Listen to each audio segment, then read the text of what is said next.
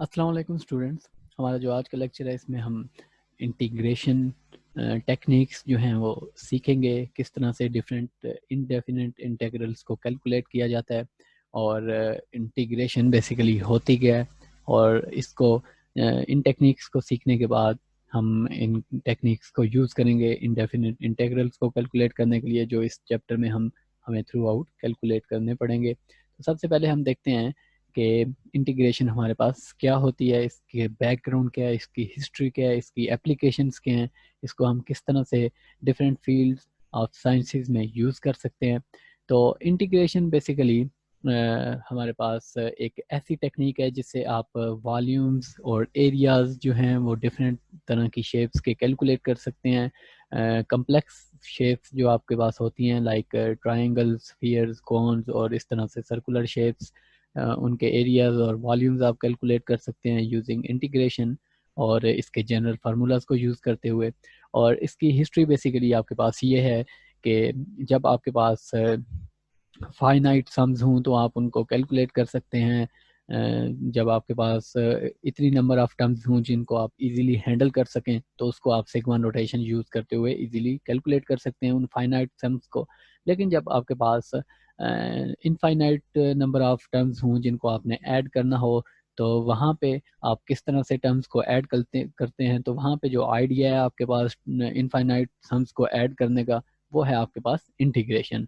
तो इंटीग्रेशन से आप इन्फिनिट नंबर ऑफ टर्म्स को आपस में ऐड कर सकते हैं। तो उसके बाद हमारे पास इसकी एग्जांपल हम देखते हैं कि इंटीग्रेशन से हम किस तरह से एरियाज को कैलकुलेट कर सकते हैं। यहाँ पे कंसिडर करें कि आपके पास कोई सर्कुलर रीजन, किसी सर्कुलर रीजन का कोई पार्ट है आपके पास, जिस तरह यहाँ पे शेडेड कलर से शो किया हुआ है, और उसका जो एरिया है आपके पास आर, आप उसको कैलकुलेट करना चाहते हैं। तो अगर यहाँ पे क्योंकि इस तरह की जो आपके पास डिफरेंट शेप्स होती हैं उनका आपके पास कोई स्पेसिफिक जनरल फार्मूला नहीं होता उनका एरिया कैलकुलेट करने के लिए, तो यहाँ पे हम उस एरिया को डिवाइड करते हैं इनटू सम सिमेट्रिक शेप्स। यहाँ पे जिस दो सिमेट्रिक शेप्स में हमने उस एरिया को डिवाइड किया है वो है रेक्टेंगल्स। हमने इसको दो रेक्टेंगल्स में डिवाइड किया है और इसका एरिया जो है वो अप्रॉक्सीमेटली हम कैलकुलेट करने की कोशिश करेंगे। जो पहला रेक्टेंगल है हमारे पास, उसकी आपके पास विड्थ 0.5 है और उसकी जो आपके पास लेंथ है वो आपके पास 1 के इक्वल है। तो एरिया ऑफ रेक्टेंगल आप इजीली कैलकुलेट कर सकते हैं लेंथ को विड्थ के साथ मल्टीप्लाई करके। इसी तरह आपके पास एक दूसरा रेक्टेंगल है जिसकी आपके पास width again 1 minus 0.5 equals to 0.5 है और इसकी लेंथ आप कैलकुलेट करके आपस में एरिया कैलकुलेट कर सकते हैं। और यहाँ पे जो एरिया आपका शूट करेगा, जो एरिया में आपके एरर आएगा, वो इस रीजन के एरिया का एरर आएगा, ये आपके पास एक्स्ट्रा एरिया आएगा, इसको आप एलिमिनेट नहीं कर सकेंगे। लेकिन अगर आप नंबर ऑफ टर्म्स ज़्यादा करें, नंबर ऑफ रेक्टेंगल्स ज़्यादा करें और उन सारों के अलग अलग एरियाज आप कैलकुलेट करके उनको आपस में ऐड करें, तो जो एरर आपके पास आएगा वो एरर आपके पास यहाँ पे जो ये पिंक कलर से शो किया हुआ है वो एरर कम आएगा। इसी तरह अगर आप नंबर ऑफ रेक्टेंगल्स ज़्यादा करते जाएं up to infinite number of, अगर आप रेक्टेंगल्स बना दें, स्मॉल स्मॉल रेक्टेंगल्स बना दें, तो उस केस में आप एक्यूरेटली इस शेप का जो एरिया है वो कैलकुलेट कर सकते हैं। तो ये बेसिकली आपके पास कंसेप्ट है बिहाइंड इंटीग्रेशन, और इंटीग्रेशन को आप यूज़ कर सकते हैं इन्फिनिट नंबर ऑफ टर्म्स का सम फाइंड करने के लिए। और इंटीग्रेशन जो फार्मूलिज्म है आपके पास वो यहाँ पे हम आज देखेंगे। इंटीग्रेशन को बेसिकली आप एंटी डेरिवेटिव भी कहते हैं। डेरिवेटिव हमने कैलकुलेट करने सीखे थे अपने लास्ट चैप्टर्स में। और इसी तरह इंटीग्रेशन है जो आपके पास इंटेग्रल्स, इनको आप बेसिकली एंटी डेरिवेटिव भी कहते हैं। ये डेरिवेटिव्स का आपके पास ऑपोजिट होते हैं, तो इसको आप एंटी डेरिवेटिव्स भी कहते हैं।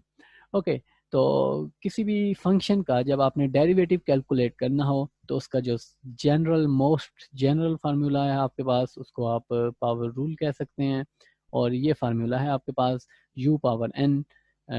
और जब आपके पास आपने इंटेग्रल कैलकुलेट करना हो u power n and du divided by dx का with respect to x, integral आपने कैलकुलेट करना हो तो ये इंटेग्रल आपके पास आएगा u power n plus 1 divided by n+1 plus c.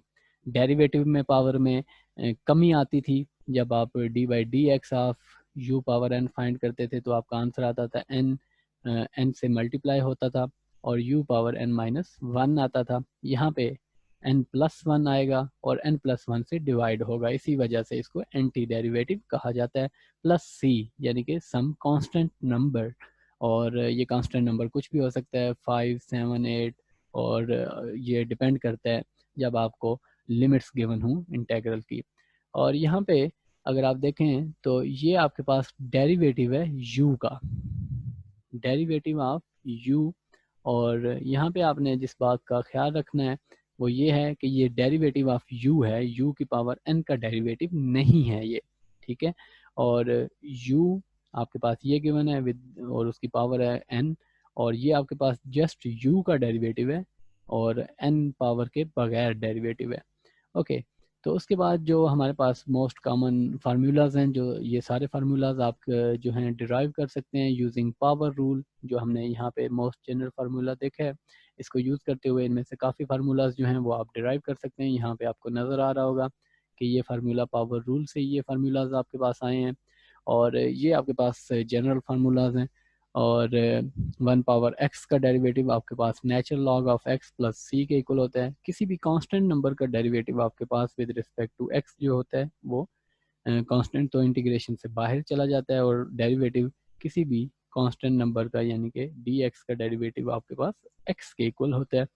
और इसी तरह ट्रिग्नोमेट्रिक फंक्शंस के जो आपके पास डेरिवेटिव्स हैं, वो साइन एक्स का डेरिवेटिव आपके पास माइनस कॉज एक्स होता है, इसको एंटी डेरिवेटिव कहा जाता है। और यहाँ पे अगर आप देखें तो माइनस कॉज एक्स का अगर आप डेरिवेटिव फाइंड करें विद रिस्पेक्ट टू एक्स, तो आपके पास आंसर आएगा साइन एक्स। तो यहाँ पे आप ये देख सकते हैं कि साइन एक्स का जब आप इंटेग्रल लेते हैं तो फिर आपके पास माइनस कॉज एक्स आना चाहिए एंटी डेरिवेटिव्स और डेरिवेटिव्स को रिलेट करने के लिए। कॉज एक्स का डेरिवेटिव आपके पास साइन एक्स है, टेन एक्स का डेरिवेटिव आपके पास natural log of secant x है, और इसी तरह से आप बाकी फार्मूलाज को देख सकते हैं। और इन फार्मूलाज को आप डायरेक्टली भी यूज़ कर सकते हैं, बजाय पावर रूल अप्लाई करने के डायरेक्टली भी यूज़ कर सकते हैं इंटेग्रल्स को कैलकुलेट करने के लिए। इसी तरह एक्सपोनेंशियल का डेरिवेटिव आपके पास e की पावर अगर x हो तो उसका डेरिवेटिव भी उसी के इक्वल होता है, plus some constant number c। Okay, अब हम देखते हैं कि हम इसको पावर रूल को कैसे यूज़ कर सकते हैं डिफरेंट डेरिवेटिव्स कैलकुलेट करने के लिए। हम कुछ एग्जांपल्स कंसिडर करते हैं इस चीज़ को समझने के लिए, इन फार्मूलाज को समझने के लिए। और ये यहाँ पे जो फार्मूलाज मैंने मेंशन किए हैं, इनका लिंक जो है वो वीडियो की डिस्क्रिप्शन में भी मैं मेंशन कर दूंगा, ये फार्मूलाज वहाँ पे मैं शो कर दूंगा और उसके बाद आपको भी सेंड कर दूंगा। तो हमारे पास जो एग्जांपल्स हैं उसमें सबसे पहले हम यूज़ करेंगे using power rule and substitution, in methods को यूज़ करके हम इंटीग्रेशन कैलकुलेट करेंगे। तो इंटीग्रेशन जो हमने कैलकुलेट करनी है वो ये है, ये आपके पास इंटेग्रल का साइन होता है। इंटीग्रेशन जो हमने कैलकुलेट करनी है वो हमारे पास है 1 plus Y square into 2y और विद रिस्पेक्ट टू y, इसको हमने कैलकुलेट करना है। अगर आप यहाँ पे देखें तो यहाँ पे हम एज्यूम कर सकते हैं let u equals to 1 plus Y square, और अगर हम u का डेरिवेटिव लें विद रिस्पेक्ट टू y तो ये हमारे पास आ जाएगा 2y के इक्वल। ओके, तो यहाँ से du आपके पास इक्वल्स टू आ जाएगा 2y मल्टीप्लाइड बाय dy। हमारे पास du की जो आंसर है वो ये आ जाएगा, और u को हमने सपोज किया equal to 1 plus Y square. Let's say इसको हम इक्वेशन नंबर 1 कह देते हैं, इसको हम इक्वेशन a कह देते हैं, और इसको हम इक्वेशन b कह देते हैं। तो अगर हम यूज़ करें equation a and b in equation 1, तो इक्वेशन 1 में अगर आप यूज़ करेंगे तो आपके पास जो आंसर आ जाएगा वो आ जाएगा स्क्वायर रूट ऑफ u, और 2y dy की जगह हम पुट कर सकते हैं du। तो आपके पास एक नए वेरिएबल में ये कन्वर्ट हो जाएगा इंटेग्रल, और इस इंटेग्रल को हम लिख सकते हैं u को पावर आपके पास 1 डिवाइडेड बाई 2 है, अंडर रूट को आप 1 डिवाइडेड बाई 2 पावर में लिख सकते हैं, और du। ओके, तो यहाँ पे अब आप पावर रूल अप्लाई कर सकते हैं, यानी कि u की जो पावर है आपके पास उसमें 1 ऐड हो जाएगा और इसी पावर से डिवाइड हो जाएगा, 1 + 2 + 1, और इसी तरह एक कांस्टेंट प्लस c साथ में आ जाएगा। तो ये आपके पास आंसर बनता है u power 3 divided by 2 divided by 3 divided by 2 plus c and finally equals to 2 divided by 3 into u power 3 divided by 2 plus c। और यहाँ पे हम अगेन बैक सब्सटीट्यूशन करेंगे, u की वैल्यू थी हमारे पास 1 + y², तो u की वैल्यू हम वापस पुट कर देते हैं विच इज़ 1 + y², और इसकी पावर है 3 डिवाइडेड बाई 2 प्लस c। तो ये हमारे पास फाइनल आंसर आ जाएगा। ओके, इसी तरह हम कुछ मज़ीद एग्जांपल सॉल्व करते हैं, और ये हमारे पास एक और एग्जांपल है जिसमें हमने एडजस्ट करना है इंटीग्रेंट को, और कैलकुलेट करना है हमने, जो इंटीग्रल कैलकुलेट करना है वो है हमारे पास 4t - 1 dt। इसको हमने कैलकुलेट करना है, और यहाँ पे आप देख सकते हैं कि उसी तरह हम इस क्वेश्चन को सॉल्व करेंगे। Late 4t - 1 equals to u, और अगर हम इसका डेरिवेटिव लें दोनों साइड्स पे विद रिस्पेक्ट टू टाइम, तो ये हमारे पास आ जाएगा equals to du divided by dt, और ये फाइनली आपके पास इक्वल्स टू आ जाएगा 4 equals to du divided by dt, और यहाँ से आपके पास dt इक्वल्स टू आ जाएगा du divided by du divided by 4। इसको हम a कह लेते हैं और इसको आप b कह लें, और putting equation a and equation b in equation 1, इसको लेट से आप इक्वेशन 1 कह लें। तो यहाँ पे जब आप ये पुट करेंगे तो आपके पास जो आंसर आएगा वो आएगा 4t - 1 dt equals to square root of 4t - 1 की जगह हम इक्वेशन a से वैल्यू पुट कर देते हैं विच इज़ u, और dt की वैल्यू हमने कैलकुलेट की थी यहाँ से du डिवाइडेड बाय 4, और 1 डिवाइडेड बाय 4 कांस्टेंट है, ये आपके पास बाहर आ जाएगा u पावर 1 डिवाइडेड बाय 2 और du। इसको आप इजीली कैलकुलेट कर सकते हैं by applying power rule. u की जो पावर है उसमें 1 ऐड हो जाएगा और उसी से आप डिवाइड कर देंगे प्लस सम कांस्टेंट c। तो 1 डिवाइडेड बाय 4, और u की पावर आपके पास 1 + 2, ये आपके पास बन जाएगी u की power 3 divided by 2 divided by 3 divided by 2 plus c, and finally equals to 1 divided by 4 और 2 डिवाइडेड बाई 3 आ जाएगा, और u power 3 divided by 2 plus c, and this can be written as equals to 1 divided by 4, और ये 2 और 2 cancel हो जाएंगे आपके पास 4 के साथ, और 1 डिवाइडेड बाई 6, और u की पावर अगर हम u की वैल्यू इक्वेशन a से हम वापस पुट कर दें, u की वैल्यू थी आपके पास 4t - 1, और इसकी पावर है आपके पास 3 डिवाइडेड बाई 2 प्लस c। तो ये आपके पास फाइनल आंसर आ जाएगा। इस इंटीग्रल को आपने फाइनली इस तरह से कैलकुलेट कर लिया है। ओके, उसके बाद हम एक और एग्जांपल कंसिडर करते हैं, एक थोड़ी डिफरेंट एग्जांपल कंसिडर करते हैं, ट्रिग्नोमेट्रिक एग्जांपल हम कंसिडर करते हैं यहाँ पे, और एग्जांपल नंबर 3 है ये हमारी आज की।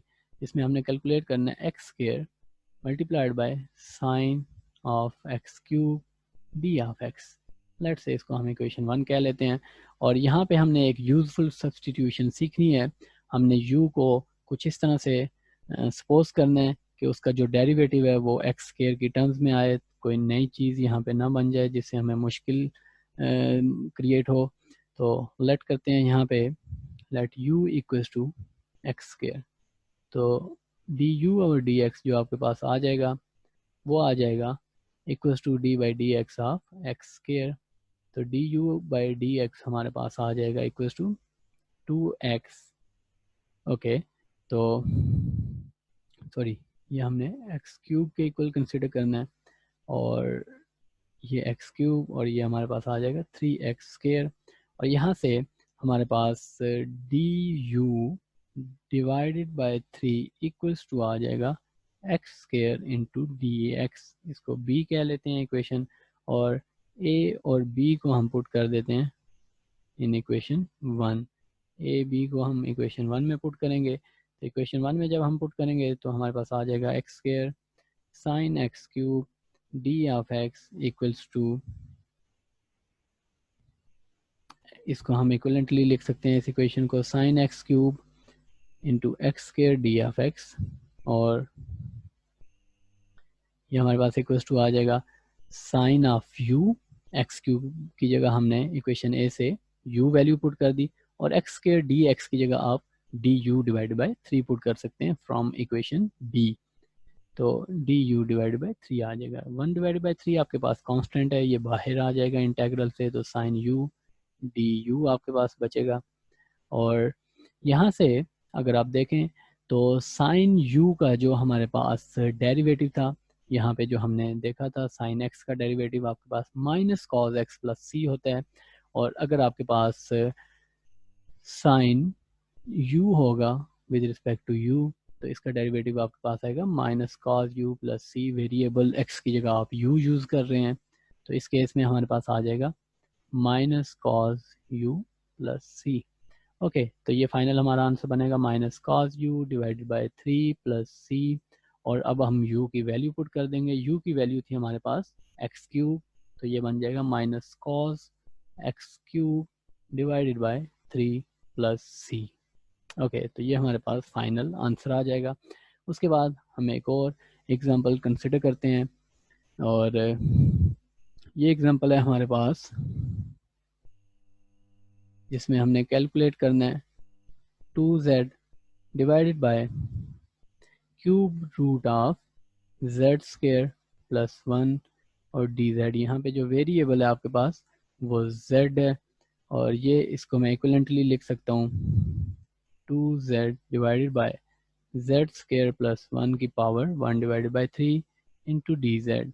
और ये इक्विवेलेंटली हम लिख सकते हैं, ये हमारे पास आज की एग्जांपल 4 है, और इसको हम इक्विवेलेंटली लिख सकते हैं जब पावर आपके पास न्यूमरेटर में आएगी तो साइन चेंज हो जाएगा, माइनस 1 डिवाइड बाई 3 बन जाएगा, और साथ में आ जाएगा 2z into D Z. Okay, तो यहाँ पे हम सपोज कर सकते हैं let z square plus 1 equals to u, और जब आप डेरिवेटिव लेंगे दोनों साइड पे विद रिस्पेक्ट टू z तो आपके पास आंसर आ जाएगा du divide by D Z, और यहाँ से du आपके पास आ जाएगा 2z इंटू डी जेड। इसको आप इक्वेशन ए कह लें, इसको आप इक्वेशन बी कह लें, और इसको आप इक्वेशन 1 कह लें।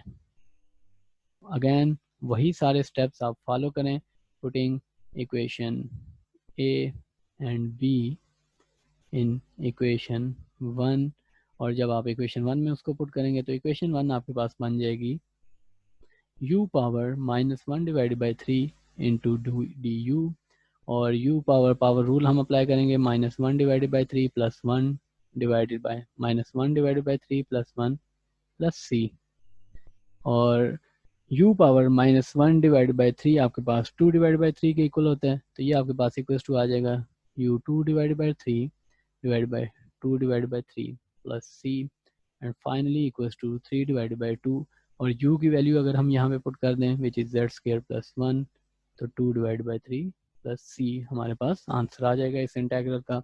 उसके बाद हमारे पास कुछ इंपॉर्टेंट इंटेग्रल्स हैं जिनको हमें काफ़ी यूज़ करना पड़ता है अपने फिज़िक्स के डिफरेंट कोर्सेज में, और वो हैं integrals of sine square x and cos square x. ये काफ़ी इंपॉर्टेंट इंटेग्रल्स हैं, यानी कि हमने कैलकुलेट करना है integration of sine square X with respect to X, और इसी तरह हमने कैलकुलेट करना है integral of cos square X with respect to X. इनकी वैल्यूज़ हमने कैलकुलेट करनी है। सबसे पहले हम साइन से स्टार्ट करते हैं। साइन स्क्वायर का इंटेग्रल हमने कैलकुलेट करना है।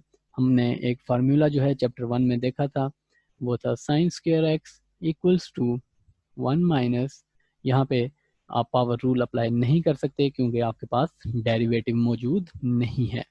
तो यहाँ पे हमारे पास जो फार्मूला था साइन स्क्वायर एक्स का वो था 1 minus cos 2x divided by 2। Okay, तो ये इंटेग्रल हमारे पास बन जाएगा। जब हम वैल्यूज पुट करेंगे तो sign square x D x हमारे पास आ जाएगा 1 minus cos 2x divided by 2 into D x. Sign square x की हमने वैल्यू पुट कर दी यहाँ पे, और 1 डिवाइडेड बाई 2 आपके पास कांस्टेंट है, उसको आप बाहर कंसिडर कर सकते हैं, तो हमारे पास बच जाएगा 1 minus cos 2x into D x. और इसको इस इंटीग्रल को हम ब्रेक कर सकते हैं, यानी कि dx minus cos 2x dx।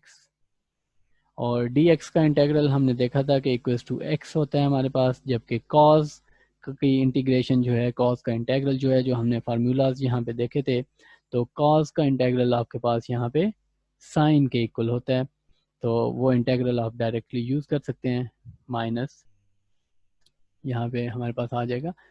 और लेकिन यहाँ पे हमें डेरिवेटिव भी चाहिए। आप पावर रूल तब अप्लाई करते होते हैं जब आपके पास यहाँ पे साथ में डेरिवेटिव मौजूद हो। ये डेरिवेटिव आपके पास फंक्शन का साथ में होना चाहिए।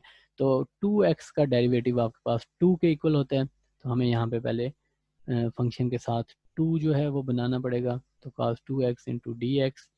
और फाइनली ये हमारे पास इक्वल्स टू आ जाएगा integral of sine square x dx equals to 1 divided by 2 into x minus 1 divided by 2 sine 2x plus c।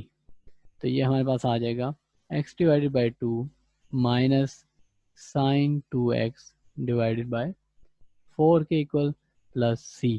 इसी तरह से आप कैलकुलेट कर सकते हैं cos स्केयर x dx को। cos स्केयर x का जो हमने फार्मूला हमारे पास होता है वो होता है 1 plus cos 2x divided by 2 के इक्वल।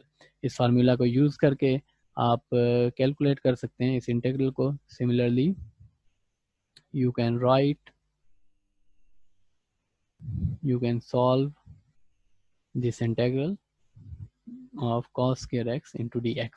ओके, तो फंक्शन को जब आप उसकी इंटीग्रेशन करते हैं, किसी भी फंक्शन का जब आप इंटीग्रल कंसिडर करते हैं, तो फंक्शन का जो आपके पास यहाँ पे वेरिएबल है, यहाँ पे 2x वेरिएबल है, तो उसका साथ डेरिवेटिव अगर होगा तो तभी आप फंक्शन की इंटीग्रेशन कर सकते हैं। तो डेरिवेटिव 2x का आपके पास 2 के इक्वल होता है, तो वो डेरिवेटिव हमने यहाँ पे खुद से इंट्रोड्यूस करवाया 2 से मल्टीप्लाई और डिवाइड करवा के। तो ये एक इम्पॉर्टेंट स्टेप है, अपने जहन में रखना है। अपना ख्याल रखिए। अल्लाह हाफिज़।